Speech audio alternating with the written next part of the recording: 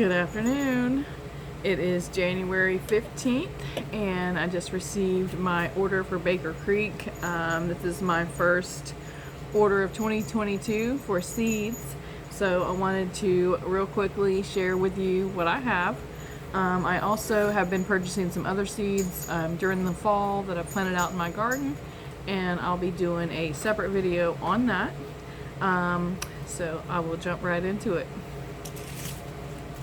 The first ones I want to show you are my free seeds, and I received the Merlot lettuce, and I actually been wanting to grow this one for a while now, just because it's so dark red and beautiful looking.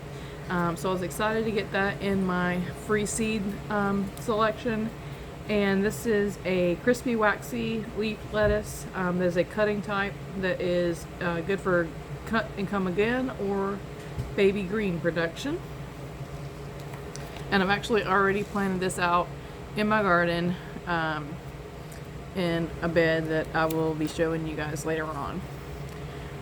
The next thing that I got is actually something I've never even thought about that I could grow here, but I've actually did some research on it because this is something that we like to eat and something we like to add to our rice when we have rice dishes, just to add nutrition and protein. And that's quinoa, and this one is called cherry vanilla, and this plant is actually related to the amaranth plant. And I read the reviews on this, and a lot of people said that they just planted it and it just did its thing, and they didn't have to baby it or do much to it, and they enjoyed the look of it and also was able to gather grains from it at the end of the season. So this is just something new for me to try this year that we haven't done before, and if I don't get seeds from it or quinoa, we can still enjoy the look of it as a flower. And speaking of flowers, I will get into those first. Only ordered one zinnia from them, which is hard to do.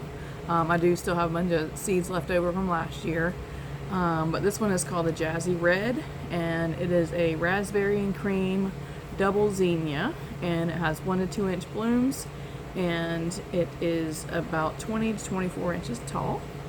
So I just thought that was pretty unique and different from the other zinnias that I've got growing in my garden. And then the sunflower, this was actually on the cover of the Baker Creek's catalog, and I think it's new. I haven't grown it before, but I definitely wanted to try it. It is a 65-day brown to cherry bloom.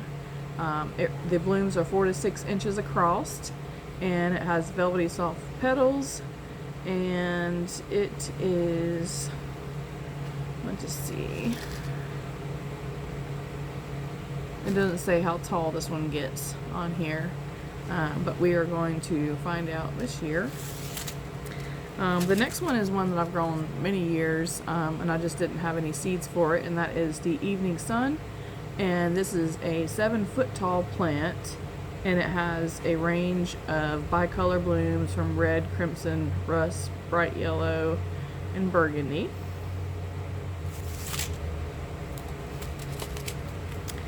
And then we have echinacea, and this one's called Paradiso Super Duper, and it's a double pink with a lime center, and this is a 3-foot tall plant.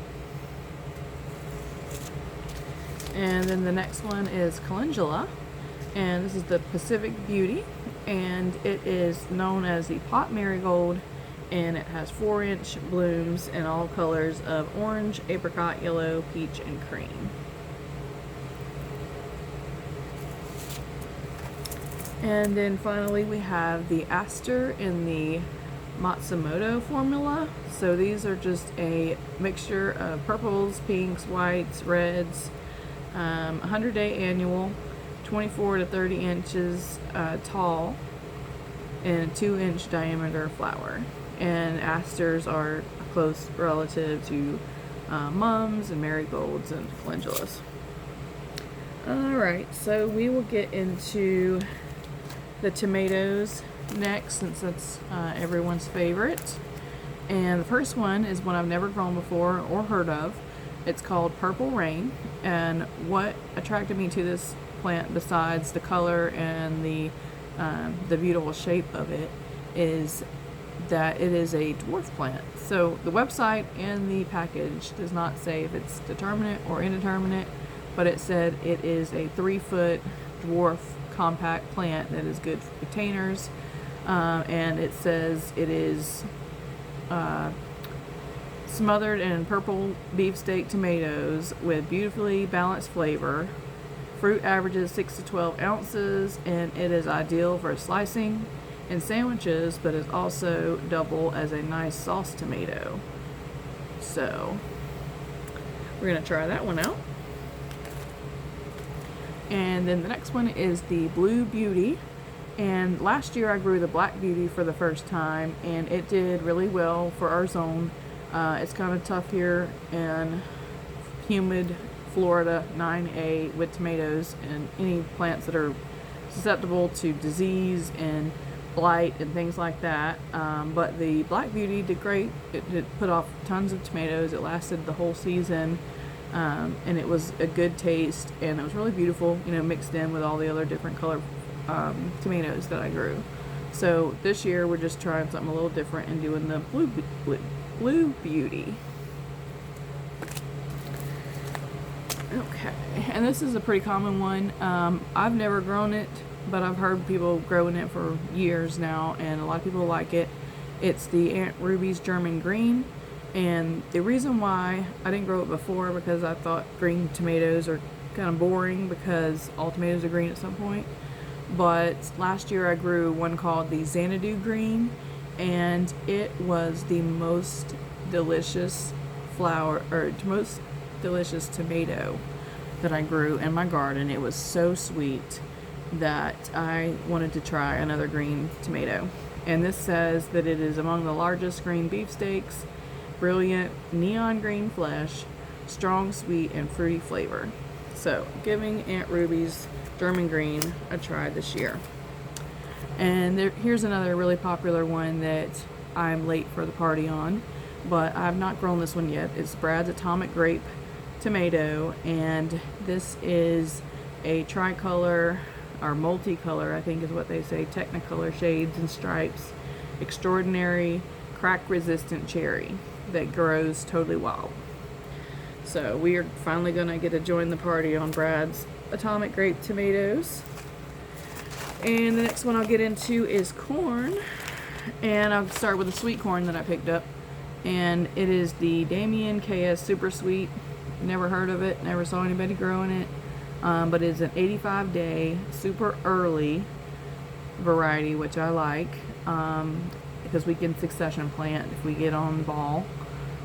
Introduced by a German breeder as a very sweet early variety bearing large yellow kernels, sugar enhanced, and will hold well in many different places. So the next one I have is a native corn. It's called the Painted Mountain, and it was produced by a Montana farmer and has been sampled from 70 different open pollinated varieties since the 1970s, and it has a diverse range of colors. It has a 7-inch cob, and it grows on a modest 4 to 5 foot plant. And the next one is a Cherokee White Eagle. So this one is a great Cherokee variety that gives good yields on sturdy stalks, beautiful white and blue kernels, 8 to 10 inch ears, superb for cornmeal or for roasting ears. So I would love to make some cornmeal out of some of this Cherokee corn, because we love to eat cornbread around here. We'll get into the beans. This one is the Tongue of Fire, which is a bush borlato or cranberry bean variety.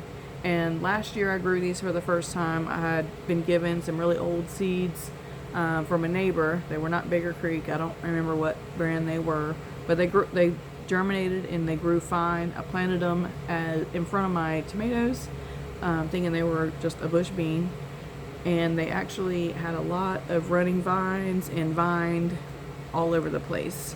But they did produce beans like crazy throughout the whole season. So I was really happy with the beans. So I'm trying these from Baker Creek to see if they'll actually be bush beans or not. But either way, you know, I still want to grow those beans. So the next one is the golden butter wax. So I don't believe I've grown this particular golden wax bean. It is a bush bean, like some of the, or pretty much all of the other wax beans that I've grown besides the Cherokee. But it is a yellow pod bean. It says it's excellent for freezing or canning and has a bush habitat. So hopefully these won't be susceptible to mosaic virus, which a lot of the purple and yellow beans, bush beans that I've grown in the past, I've had an issue with. So maybe, you know, these will do better than that. Because I really enjoy the colors and the texture and just the look of those beans. But I just want, you know, to find something that'll last a little longer in the garden. Produce a little bit more before I have to pull it out. So these beans here, the Good Mother Stallard, I've never grown these beans. I've heard of them. I've seen people can them and grow them on YouTube, but as far as I know, I've never bought them or ate them or cooked them, and I've definitely never grown them. So beans, peppers, and tomatoes are my favorite things to grow. I grow a lot every year, so I wanted to try these out. These say they are a plump maroon and white bean, and they're great in soup. They have a creamy texture and a hearty flavor. And these are a pole type. They say they have vigorous long vines and they need support. So this is another pole bean. I love growing pole beans because they are less susceptible to mildews and viruses because they have airflow, and they also take up less room in my garden because they're vertical, and they're also easier to pick and see once they're up, you know, off the ground. And the last thing that I have is a golden beet, and I have started a bunch of Detroit beets and cylinder beets in the garden, but I wanted to have a golden beet just so I could have the beet flavor, beet greens and everything like that, would not having to necessarily always have everything red that I put with it. So I wanted to give the golden beets a try. I've tried growing them a couple years ago, but I didn't get any actual beets from them, just greens. So we are giving this a go again, and I've already planted some in my garden. And these say they are a beautiful yellow fleshed heirloom that won't bleed like red beets and has a more mellow flavor. Excellent greens as well. So that is all of the vegetables that I got, and I just found my other free seed variety, so I'll share that with you real quick. This is the St. Valerie carrot, and I've never heard of or seen this variety or grown it. It says it's a very old French variety. Handsome, large, bright red, orange, 10 to 12 inch roots. Smooth, sweet, and tender. And one of our favorites. So I've already planted this entire seed packet a few days ago, so we're definitely going to see how great they are. So that concludes my Baker Creek 2022 haul, first edition anyways. I will share with you guys if I order more. I do have several in my cart that I want to fill in some holes with, and different items that I still want to purchase. So if I do place another order, or when I do, I'll share that with you guys. Thanks for watching. Have a good day.